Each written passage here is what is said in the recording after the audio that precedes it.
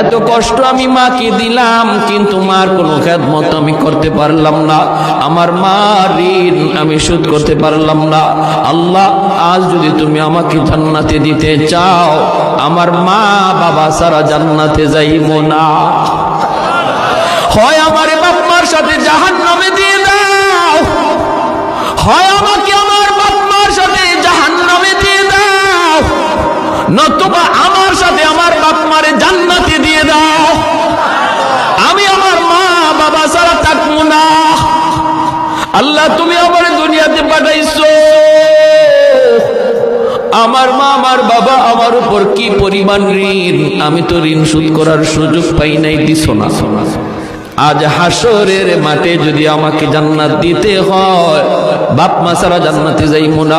রব্বুল আলামিন তখন বলে, বান্দারে, আমি আল্লাহর আদত হচ্ছে জাহান্নামীকে জান্নাতে দেওয়া, কিন্তু কোন জান্নাতীরে জাহান্নামে দেওয়া এটা আমার আদত না।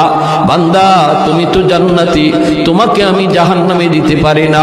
ঠিক আছে, নেও তোমার সুপারিশে বাপ মারেও জান্নাত দিয়া দিলা। যার ঈমানও নাই তার নামাজ রোজার কোনো মূল্য নাই। ডুলার তলা না থাকলে যেমন ডুলায় মাছ থাকে না, ডোলের তলা না থাকলে যেমন ধান থাকে না, ইঁদুরের পেটে চলে যায়। ও বন্ধু, ঘরের দেয়াল আছে চাল নাই, এই ঘরের যেমনি কোনো মূল্য নাই, তেমনি লজ্জা না থাকলেও তোমার ইসলামে তোমার দিন দিন ধরবে। তুমি নিজেকে ইসলামী বলে কোনো তোমার মূল্য নাই।